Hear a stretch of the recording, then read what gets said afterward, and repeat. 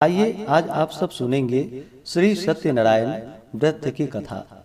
जो भी भक्त प्रत्येक पूर्णिमा तिथि के दिन भगवान सत्यनारायण का पूजन करते हैं, कथा श्रवण करते हैं, इससे भगवान सत्यनारायण अति प्रसन्न होते हैं। कली काल में भगवान सत्यनारायण का पूजन, जो कि बड़ा ही पुण्य फलदायी माना गया है, यह सभी प्रकार के पाप और ताप को नष्ट करने वाला है तथा इस दिन व्रत को धारण करके भगवान का पूजन करके कथा सुनते हैं।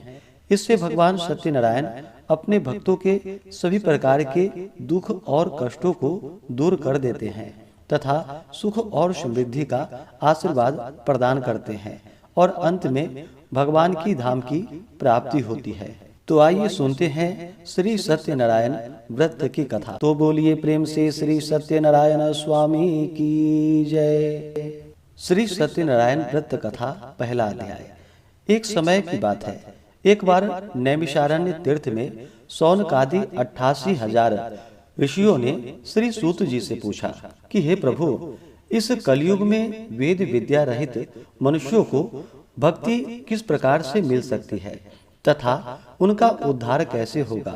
हे मुनि श्रेष्ठ, कोई ऐसा तप बतलाइए जिससे थोड़े समय में ही पुण्य मिल पाए और मनोवांछित फल भी मिल जाए। इस प्रकार की कथा सुनने की हम इच्छा रखते हैं। सर्व शास्त्रों के ज्ञाता श्री सूत जी बोले कि हे वैष्णवों में पूज्य, आप सभी ने प्राणियों के हित की बात पूछी है, इसलिए मैं एक ऐसे श्रेष्ठ व्रत को आप लोगों को बतलाऊंगा जिसे नारद जी ने लक्ष्मी नारायण जी से पूछा था और लक्ष्मीपति ने मुनि श्रेष्ठ नारद जी से कहा था। आप सब इसे ध्यान से सुनिए। एक समय की बात है, योगी राज नारद जी दूसरे के हित की इच्छा के लिए अनेकों लोकों में घूमते हुए मृत्यु लोक में आ पहुंचे। वहां उन्होंने अनेक योनियों में जन्मे प्रायः सभी मनुष्यों को अपने कर्मों द्वारा अनेकों दुखों से पीड़ित देखा। उनका दुख देखकर नारद जी सोचने लगे कि कैसा यत्न किया जाए जिसके करने से निश्चित रूप से मानव के दुखों का अंत हो जाए। इसी विचार पर मनन करते हुए वह विष्णु लोक में गए। वहां वह देवों के इष्ट नारायण की स्तुति करने लगे, जिनके हाथों में शंख, चक्र, गदा और पद्म थे, गले में वरमाला पहने हुए थे।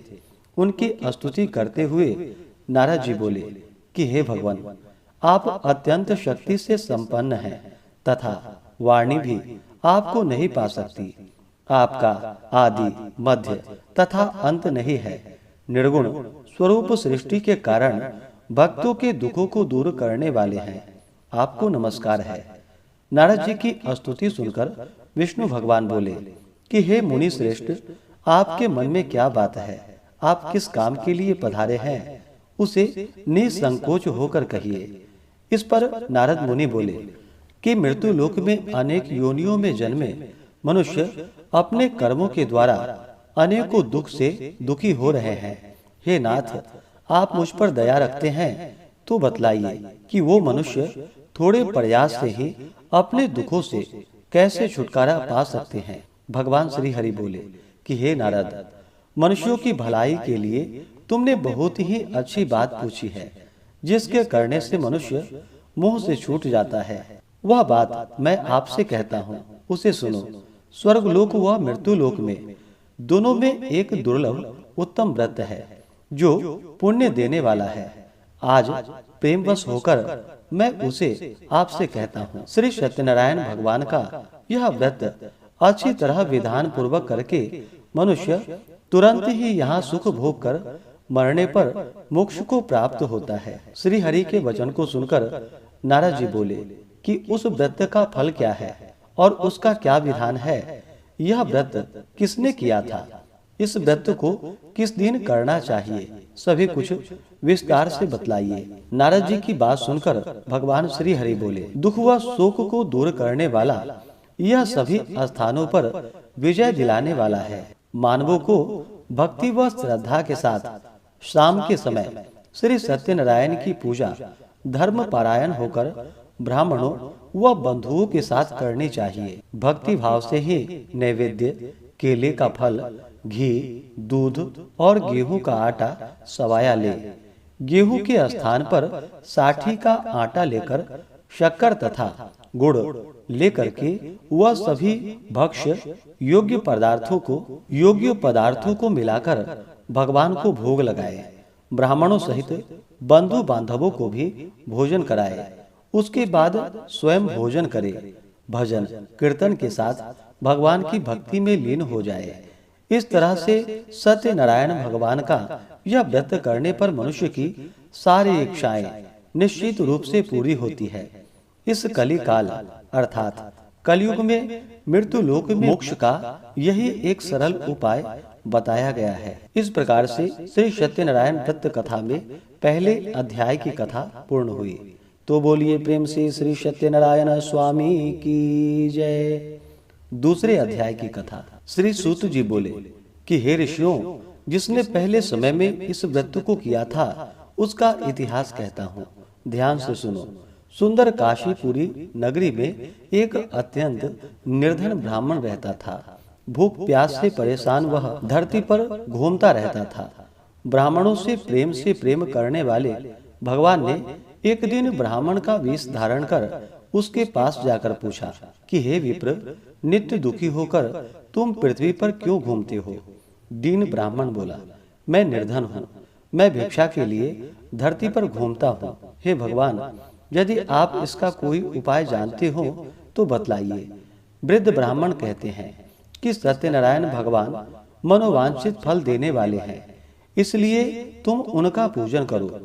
इसे करने से मनुष्य सभी दुखों से मुक्त हो जाता है। वृद्ध ब्राह्मण बनकर आए सत्यनारायण भगवान उस निर्धन ब्राह्मण को व्रत का सारा विधान बतलाकर अंतर ध्यान हो गए। ब्राह्मण मन ही मन सोचने लगा कि जिस व्रत को वृद्ध ब्राह्मण करने को कह गए हैं, मैं उसे जरूर करूंगा। यह निश्चय करने के बाद उसे रात में नींद नहीं आई। वह सवेरे उठकर सत्यनारायण भगवान के व्रत का निश्चय कर भिक्षा मांगने के लिए चला गया। उस दिन निर्धन ब्राह्मण को भिक्षा में बहुत सा धन प्राप्त हुआ, जिससे उसने बंधु बांधवों को साथ लेकर के श्री सत्यनारायण भगवान का व्रत संपन्न किया। भगवान सत्यनारायण का व्रत संपन्न करने के बाद वह निर्धन ब्राह्मण सभी दुखों से छूट गया और अनेक प्रकार की संपत्तियों से युक्त हो गया। उसी समय से वह ब्राह्मण हर माह इस व्रत को करने लगा। इस तरह से सत्यनारायण भगवान के व्रत को जो मनुष्य करेगा वह सभी प्रकार के पापों से छूटकर मोक्ष को प्राप्त होगा। जो मनुष्य इस व्रत को करेगा वह सभी दुखों से मुक्त हो जाएगा। श्री सूत जी बोले, इस तरह से नारद जी से नारायण जी का कहा हुआ श्री सत्यनारायण व्रत को मैंने तुमसे कहा है। हे विप्रो, मैं अब और क्या कहूँ? ऋषि बोले कि हे मुनिवर, संसार में उस विप्र से सुनकर और किस किस ने इस व्रत को किया, हम सब इस बात को सुनना चाहते हैं। इसके लिए हमारे मन में श्रद्धा का भाव है। श्री सूत जी बोले कि हे मुनियों, जिसने इस व्रत को किया है वह सब सुनो। एक समय वही विप्र धन व ऐश्वर्य के अनुसार अपने बंधु बांधवों के साथ इस व्रत को करने को तैयार हुआ। उसी समय एक लकड़ी बेचने वाला बूढ़ा आदमी आया और लकड़ियां बाहर रखकर अंदर ब्राह्मण के घर में गया। प्यास से दुखी वह लकड़हारा उसको व्रत करते हुए देखकर विप्र को नमस्कार कर पूछने लगा कि आप यह क्या कर रहे हैं तथा इसे करने से क्या फल मिलेगा, कृपा करके मुझे बतलाइए। ब्राह्मण ने कहा कि सब मनोकामनाओं को पूरा करने वाला यह सत्यनारायण भगवान का व्रत है। इनकी कृपा से ही मेरे घर में धन धान्य आदि की वृद्धि हुई है। विप्र से सत्यनारायण व्रत के बारे में जानकर लकड़हारा बहुत प्रसन्न हुआ और चरणामृत लेकर के वह प्रसाद खाने के बाद वह अपने घर गया। लकड़हारे ने अपने मन में संकल्प किया कि आज लकड़ी बेचने से जो धन मिलेगा उसी से श्री सत्यनारायण भगवान का उत्तम मैं व्रत करूंगा। मन में इस प्रकार विचार करते हुए वह आदमी सिर पर लकड़ियां रखकर उस नगर में बेचने गया जहां पर धनी लोग रहते थे। उस नगर में उसे अपनी लकड़ियों का दाम पहले से 4 गुना अधिक प्राप्त हुआ। बूढ़ा लकड़हारा प्रसन्नता के साथ दाम ले करके केले, शक्कर, घी, दूध, दही और गेहूं का आटा ले और सत्यनारायण भगवान के व्रत की अन्य सामग्रियां लेकर के अपने घर गया। वहां उसने अपने बंधु बांधवों को बुलाकर विधि विधान से सत्यनारायण भगवान का पूजन और व्रत किया।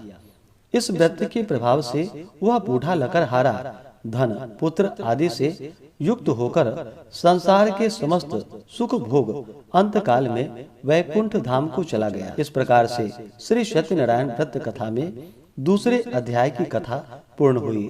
तो बोलिए प्रेम से श्री सत्यनारायण स्वामी की जय। अब आइए सुनते हैं तीसरे अध्याय की कथा। श्री सूत जी बोले कि हे श्रेष्ठ मुनियों, अब आगे की कथा कहता हूँ। पहले समय में उल्का मुख नाम का एक बुद्धिमान राजा था। वह सत्य वक्ता और जितेंद्रिय था। प्रतिदिन दिव्य स्थानों पर जाता और निर्धनों को धन देकर उनके कष्ट दूर करता था। उसकी पत्नी कमल के समान मुख वाली तथा सती साध्वी थी। भद्रशिला नदी के तट पर उन दोनों ने श्री सत्यनारायण भगवान का व्रत किया। उसी समय साधु नाम का एक वैश्य आया। उसके पास व्यापार करने के लिए बहुत सा धन भी था। राजा को व्रत करते देखकर वह विनय के साथ पूछने लगा कि हे राजन, भक्ति भाव से पूर्ण होकर आप यह क्या कर रहे हैं?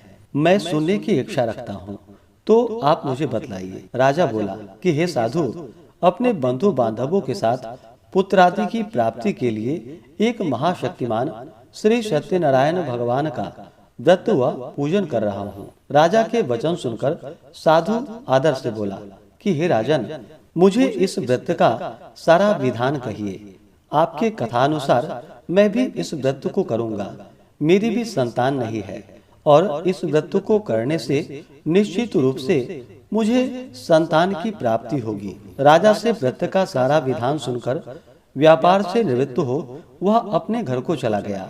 साधु वैश्य ने अपनी पत्नी को संतान देने वाले इस व्रत का वर्णन कह सुनाया और कहा कि जब मेरी संतान होगी तब मैं इस व्रत को करूंगा। साधु ने इस तरह के वचन अपनी पत्नी लीलावती से कहे।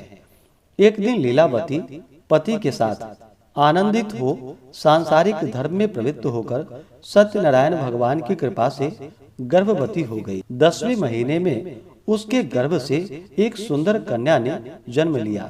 दिनों दिन वह ऐसे बढ़ने लगी जैसे कि शुक्ल पक्ष की चंद्रमा बढ़ता है। माता पिता ने अपनी कन्या का नाम कलावती रखा। एक दिन लीलावती ने मीठे शब्दों में अपने पति को याद दिलाया कि आपने सत्यनारायण भगवान के जिस व्रत को करने का संकल्प लिया था उसे करने का समय आ गया है। आप इस व्रत को करिए। साधु बोला कि हे प्रिय, इस व्रत को मैं उसके विवाह पर करूंगा। इस प्रकार अपनी पत्नी को आश्वासन देकर वह नगर को चला गया। कलावती पिता के घर में वृद्धि को प्राप्त हुई और दिनों दिन बढ़ने लगी। साधु ने एक बार नगर में अपनी कन्या को सखियों के साथ देखा तो तुरंत ही दूत को बुलाया और कहा कि मेरी कन्या के योग्य वर देख कर के आओ।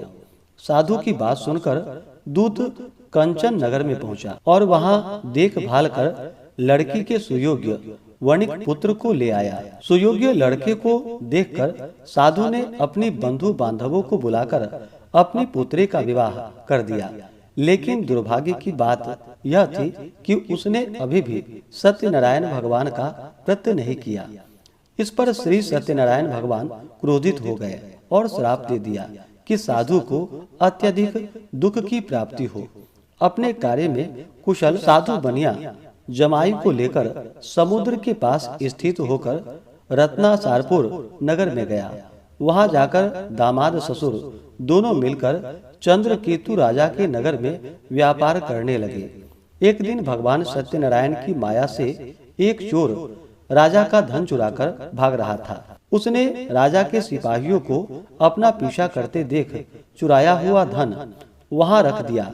जहाँ पर साधु अपने जमाई के साथ ठहरा हुआ था। राजा के सिपाहियों ने साधु वैश्य के पास राजा का धन पड़ा देखा तो वह ससुर जमाई दोनों को बांधकर प्रसन्नता के साथ राजा के पास ले गया और कहा कि उन दोनों चोरों को हम पकड़कर ले आए हैं, आप आगे की कार्यवाही कीजिए। राजा की आज्ञा से उन दोनों को कठिन कारावास में डाल दिया गया और उसका सारा धन भी उससे छीन लिया गया। श्री सत्यनारायण भगवान से श्राप से साधु की पत्नी भी बहुत दुखी हुई। घर में जो धन रखा था उसे चोर चुरा कर ले गए। शारीरिक तथा मानसिक पीड़ा वह भूख प्यास से अति दुखी हो अन्न की चिंता में कलावती घूमने के लिए एक ब्राह्मण के घर में गई। वहां उसने श्री सत्यनारायण भगवान का व्रत होते देखा, फिर कथा भी सुनी। वह प्रसाद ग्रहण कर रात को घर वापिस आई। माता ने कलावती से पूछा कि हे पुत्री, अब तक तुम कहाँ थी, तेरे मन में क्या है? कलावती ने अपनी माता से कहा कि हे माता, मैंने एक ब्राह्मण के घर में श्री सत्यनारायण भगवान का व्रत देखा है। कन्या के वचन सुन लीलावती भगवान के पूजन के लिए तैयार होने लगी। लीलावती ने परिवार व बंधुओं सहित सत्यनारायण भगवान का पूजन और व्रत किया और उनसे वर मांगा कि मेरे पति तथा जमाई शीघ्र घर आ जाएं। साथ ही यह भी प्रार्थना की कि हम सब का अपराध क्षमा करे। श्री सत्यनारायण भगवान इस व्रत से संतुष्ट हो गए और राजा चंद्रकेतु को सपने में दर्शन देकर कहा कि हे राजन, तुम उन दोनों वैश्यों को छोड़ दो और तुमने उनका जो धन लिया है उसे वापिस कर दो। अगर ऐसा नहीं किया तो मैं तुम्हारा धन, राज्य व संतान सभी को नष्ट कर दूंगा। राजा को यह सब कहकर वह अंतर ध्यान हो गए।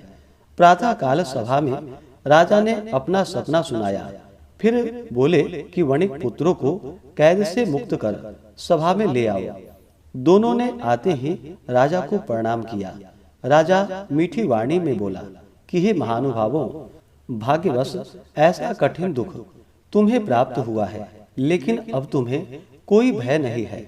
ऐसा कहकर राजा ने उन दोनों को नए वस्त्राभूषण भी पहनाए और जितना धन लिया था उसका दुगुना धन वापिस कर दिया। दोनों वैश्य अपने घर को चल दिए। इस प्रकार से श्री सत्यनारायण व्रत कथा में तीसरे अध्याय की कथा पूर्ण हुई। तो बोलिए प्रेम से श्री सत्यनारायण स्वामी की जय। अब सुनते हैं चौथे अध्याय की कथा। श्री सूत जी बोले, वैश्य ने मंगलाचार कर अपनी यात्रा आरंभ की और अपने नगर की ओर चल पड़ा। उसके थोड़ी दूर जाने पर एक दंडी वेशधारी श्री सत्यनारायण ने उससे पूछा कि हे साधु, तेरी नाव में क्या है? अभिमानी वणिक हंसता हुआ बोला कि हे दंडी, आप क्यों पूछते हो? क्या धन लेने की इच्छा है? मेरी नाव में तो बेल व पत्ते भरे हुए हैं। वैश्य के कठोर वचन को सुनकर भगवान बोले कि तुम्हारा वचन सत्य हो। दंडी ऐसे वचन कहकर वहां से दूर चले गए। कुछ दूर जाकर समुद्र के किनारे बैठ गए। दंडी के जाने के बाद साधु वैश्य ने नित्य क्रिया के पश्चात नाव को ऊंची उठते हुए देखकर अचंभा माना और नाव में बेल पत्ते आदि देखकर वह मूर्छित होकर जमीन पर गिर पड़ा। मूर्छा खुलने पर वह अत्यंत शोक में डूब गया। तब उसका दामाद बोला कि आप शोक न मनाए, यह दंडी का श्राप है, इसलिए हमें उनकी शरण में जानी चाहिए, तभी हमारी मनोकामना पूरी होगी। दामाद की बात को सुनकर वह दंडी के पास पहुंचा और अत्यंत भक्ति भाव नमस्कार करके बोला कि मैंने आपसे जो जो असत्य वचन कहे थे उसके लिए मुझे क्षमा कीजिए। ऐसा कहकर महान शोकातुर हो वह रोने लगा। तब दंडी भगवान बोले कि हे वणिक पुत्र, मेरी आज्ञा से बार बार तुम्हें दुख प्राप्त हुआ है, तू मेरी पूजा से विमुख हुआ है। साधु बोला कि हे भगवान, आपकी माया से ब्रह्मा आदि देवता भी आपके रूप को नहीं जानते, तब मैं अज्ञानी कैसे जान सकता हूँ? आप प्रसन्न होइए। अब मैं सामर्थ्य के अनुसार आपकी पूजा करूंगा, मेरी रक्षा करो और पहले के समान नौका में धन भर दो। साधु वैश्य के भक्ति पूर्वक वचन को सुनकर भगवान प्रसन्न हो गए और उसकी इच्छा अनुसार वरदान देकर अंतर ध्यान हो गए। ससुर जमाई जब नाव पर आए तो नाव धन से भरी हुई थी। फिर वही अपने अन्य साथियों के साथ सत्यनारायण भगवान का पूजन कर अपने नगर को चल दिया। जब नगर के नजदीक पहुँचे तो दूत को घर पर खबर करने के लिए भेज दिया। दूत साधु की पत्नी को प्रणाम कर कहता है कि मालिक अपने दामाद सहित नगर के निकट आ गए हैं। साधु की पत्नी लीलावती ने बड़े हर्ष के साथ सत्यनारायण भगवान का पूजन कर अपनी पुत्री कलावती से कहा कि मैं अपने पति के दर्शन को जाती हूँ, तू कार्य पूर्ण कर शीघ्र आ जाना। माता के ऐसे वचन को सुनकर कलावती जल्दी में प्रसाद छोड़कर अपने पति के पास चली गई। प्रसाद की अवज्ञा के कारण श्री सत्यनारायण भगवान रुष्ट हो गए और नाव सहित उसके पति को पानी में डुबो दिया। कलावती अपने पति को वहां न पाकर रोती हुई जमीन पर गिर गई। नौका को डूबा हुआ देख वह कन्या को रोता देख साधु दुखी होकर बोला कि हे प्रभु, मुझसे तथा मेरे परिवार से जो भूल हुई उसके लिए क्षमा करे। साधु के दीन वचन को सुनकर श्री सत्यनारायण भगवान प्रसन्न हुए और आकाशवाणी हुई कि हे साधु, तेरी कन्या मेरी प्रसाद को छोड़कर आई है, इसलिए उसका पति अदृश्य हो गया है। यदि वह घर जाकर प्रसाद खाकर लौटती है तो उसे उसका पति अवश्य प्राप्त होगा। ऐसी आकाशवाणी को सुनकर कलावती घर पहुंची और प्रसाद खाकर फिर आकर अपने पति के दर्शन करती है। इसके बाद साधु अपने बंधु बांधवों सहित श्री सत्यनारायण भगवान का विधि विधान से पूजन करता है। इस लोक का सुख भोग वह अंत में स्वर्ग को प्राप्त होता है। इस प्रकार से श्री सत्यनारायण व्रत कथा में चौथे अध्याय की कथा पूर्ण हुई। तो बोलिए प्रेम से श्री सत्यनारायण स्वामी की जय। अब सुनते हैं पांचवें अध्याय की कथा। श्री सूत जी बोले कि हे ऋषियों, मैं और भी एक कथा सुनाता हूँ, उसे भी ध्यान पूर्वक सुनो। प्रजा पालन में लीन तुंगध्वज नाम का एक राजा था। उसने भी भगवान का प्रसाद त्याग कर बहुत ही दुख प्राप्त किया। एक बार वन में जाकर वन्य पशुओं को मारकर वह बड़ के पेड़ के नीचे आया। वहां उसने ग्वालों को भक्ति भाव से अपने बंधुओं सहित सत्यनारायण भगवान का पूजन करते देखा। अभिमानवश राजा ने उन्हें देखकर भी पूजा स्थान में नहीं गया और ना ही उसने भगवान को नमस्कार किया। ग्वालों ने राजा को प्रसाद दिया, लेकिन उसने वह प्रसाद नहीं खाया और प्रसाद को छोड़कर वह अपने नगर को चला गया। जब वह नगर में पहुंचा तो वहां सब कुछ तहस नहस हुआ पाया, तो वह शीघ्र ही समझ गया कि यह सब भगवान ने ही किया है। वह दोबारा ग्वालों के पास पहुंचा और विधि पूर्वक पूजा करके प्रसाद खाया, तो श्री सत्यनारायण भगवान की कृपा से सब कुछ पहले जैसा हो गया। दीर्घ काल तक सुख भोगने के बाद मरणोपरांत उसे स्वर्गलोक की प्राप्ति हुई। जो मनुष्य परम दुर्लभ इस व्रत को करेगा तो भगवान सत्यनारायण की अनुकंपा से उसे धन धान्य की प्राप्ति होगी। निर्धन धनी हो जाता है और अभय मुक्त हो जीवन जीता है। संतानहीन मनुष्यों को संतान सुख प्राप्त होता है और सारे मनोरथ पूर्ण होने पर मानव अंत काल में वैकुंठ को जाता है। सूत जी बोले, जिन्होंने पहले इस व्रत को किया है अब उसके दूसरे जन्म की कथा कहता हूँ। वृद्ध सतानंद ब्राह्मण ने सुदामा का जन्म लेकर मोक्ष की प्राप्ति की। लकड़हारे ने अगले जन्म में निषाद बनकर मोक्ष को प्राप्त किया। उल्कामुख नाम का राजा दशरथ होकर वैकुंठ को गए। साधु नाम के वैश्य ने मोर ध्वज बनकर अपने पुत्र को आरे से चीरकर मोक्ष को पाया। महाराज तुंग ध्वज ने स्वयंभू होकर भगवान में भक्ति युक्त हो कर्म करके मोक्ष को प्राप्त किया। इस प्रकार से श्री सत्यनारायण व्रत कथा में पांचवें अध्याय की कथा पूर्ण हुई।